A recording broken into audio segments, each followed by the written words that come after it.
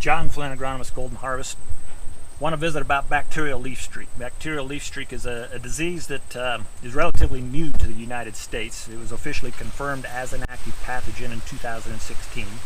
We know that it was present and in many fields essentially unidentified prior to that, but it got its official designation as bacterial leaf streak in 2016. The conditions that favor the development of bacterial leaf streak: minimum till, no till, continuous corn crop, because anything that leaves high levels of residue, corn residue on the soil surface, leaves behind the inoculum, and it's just waiting for the appropriate environmental conditions for it to then infest the growing corn crop. And those conditions are rain, wind, irrigation, anything that keeps high humidity, keeps the stomata pressure, keeps the stomata actively open, and we get some winds and splashing rains or irrigation, and that'll get that inoculum up onto that leaf and inoculate, then allow that to move into the plant and inoculate it. This is a particular field that we have strip till, high levels of residue on the soil surface, ideal from an evaporation standpoint, but again, that leaves a lot of inoculum that's potentially there for the growing corn crop. Bacterial leaf streak can be confused with gray leaf spot. They both are linear type lesions.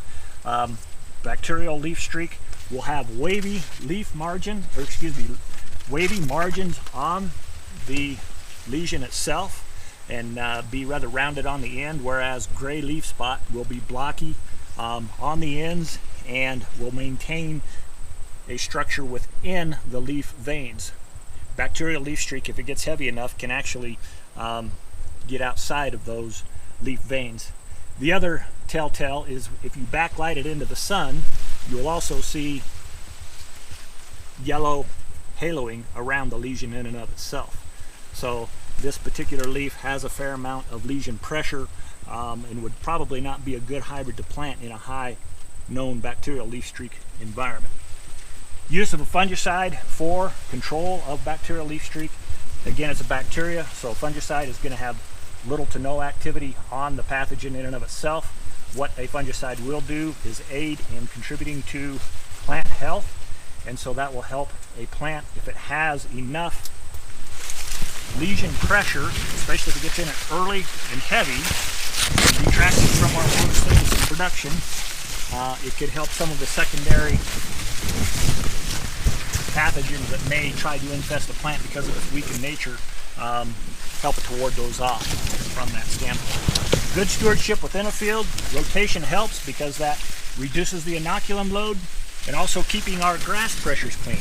Green foxtail and some of our bristly foxtail, those weeds are known to be harbor the disease itself, as well as some of our blue stem species. There's some other things regionally that can also be alternative hosts for bacterial leaf streak, so be sure you're cognizant of that and keep those weeds clean from your fields if you possibly can.